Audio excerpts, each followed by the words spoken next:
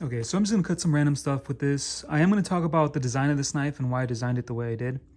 But that won't be until later. Just gonna do some stuff to try to get that point across. And just to show you the sharpness of it, I don't like shaving myself, but I guess, yeah, I always find it nasty. But yeah, okay, so we'll get started then. All right, so this is the hardest cut I've been able to do. So it's just an empty Gatorade bottle.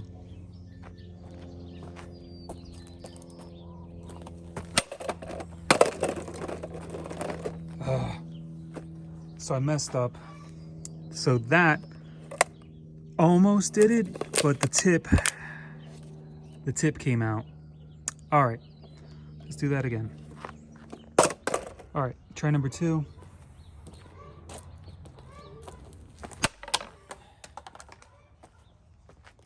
Okay, yeah, nice. All right, so I had a tree fall on the property, so there's a bunch of branches. I'm just gonna try the knife on this branch and just see how it does.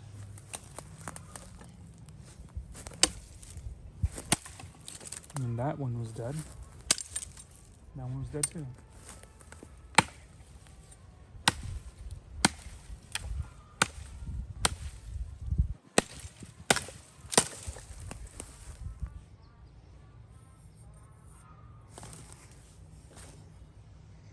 And yeah.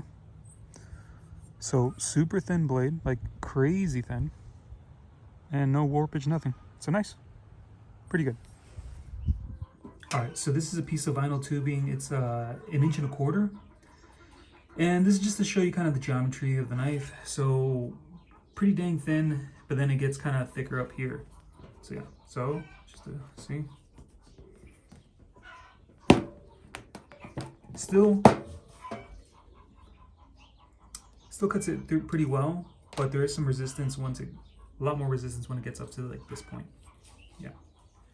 All right, so this is the part where I'm just gonna talk. I'm gonna go over just basically the knife itself and then just why I made it. RT Knife and Sword asked me a question on one of my videos, which makes sense. Like, what do I want out of this knife? And so I'll talk about the design and basically what I was going for and if it succeeded or not.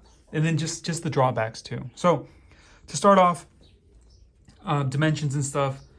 This is a 13.5-inch blade knife total. The blade itself is 9 inches. The handle is 4.5 inches.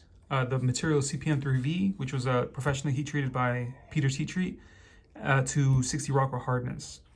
The handle is micarta, but it is a crosscut micarta. So I try to find like a material that most closely resembled wood because I'm making a second one of these knives in ADCRV2. I'm going to compare both of them. And that one's going to have wood on the handle, so I wanted something that looked different. So something more new age materials compared to old age materials.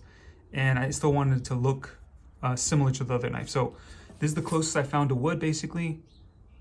And the difference from this and regular micarta is let me show you. It's visible on this end. So I don't know if you see that. There you go. You can see it a little bit better here. So instead of the grain or the layers of micarta going horizontal like this, it is up and down like this. So packed this way.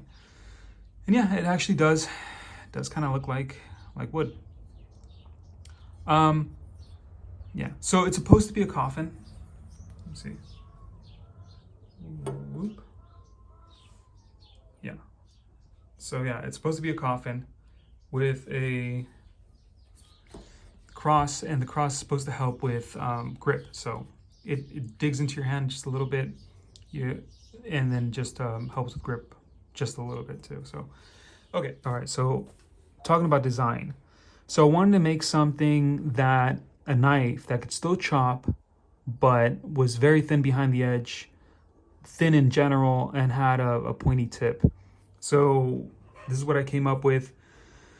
And the reason I wanted something very thin behind the edge is because you can get it to cut better, cut longer, less resistance when you're cutting through things. You can still cut with it even if the edge gets dull, just because of you still have a a ton of like concentration of whatever force you're putting behind your cuts. So tons of pluses. The tip can, since if you have a thin tip, you can pierce things better. It'll go through multiple layers of things, tighter weaves of things. So just in general, it'll do what a knife should do, cut and poke a lot easier. And that means also when you do put a lot of force into something, it will do it a lot more damage into whatever you want it to do. I still wanted it to chop, so I made it long. That's why it's 13.5 inches. And I was able to get the weight, the balance point, about 1 inch and something above my hand. If you go back as much as you can, it becomes probably about not 2 inches, but maybe 1.5 inches. So there's a lot of chopping power still in this, like you saw in me chopping a branch.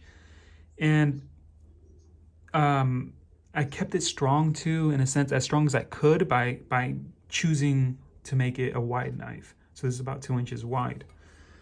And for the negatives, this is a much more fragile knife than I would have if I used a thick stock. I mean, and also, yeah, if I did a thicker knife behind the edge, even if I use this stock, this 1/8 inch stock piece of steel, and just made it thick behind the edge, it would have been a lot stronger than this knife is, but it would have done everything else much less well.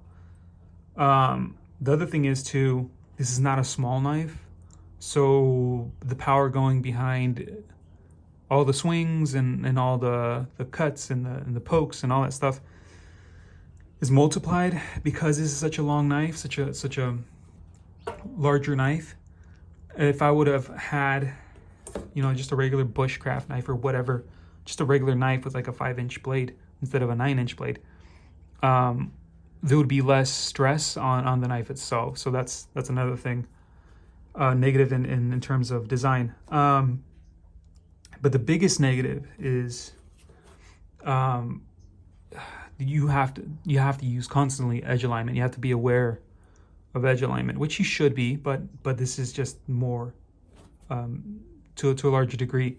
If you were to do this, so going in this direction and getting the edge alignment wrong, if the knife does this, there's a good chance that the edge would warp or it would break, so snap off a piece. This being CPM 3V, I doubt it would snap a piece off, but because it's so thin at such a high grind, the chance of this warping, you have a big chance of it warping, but you also have a big chance of it warping a good amount of the blade too. So it's just a much taller warp than you would on a not so thin behind the edge knife.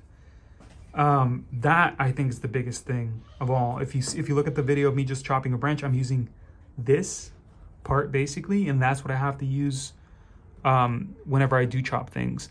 That video of me chopping a branch is actually older than me chopping bottles and stuff. So I've had this knife I think for 2 weeks now, and I've chopped other things and it's been fine so far. But the thing is, I constantly have in the back of my head that if I mess up, it could mess up the edge on this thing, just because, yeah, of how thin it is. It isn't a glass cannon per se, so it's not like something that does a ton of damage, and it's like, it's going to self-destruct, but it's not something I can just use and not care about, which is something I guess I knew would happen to a point going into making this knife, but I wanted to try it out regardless.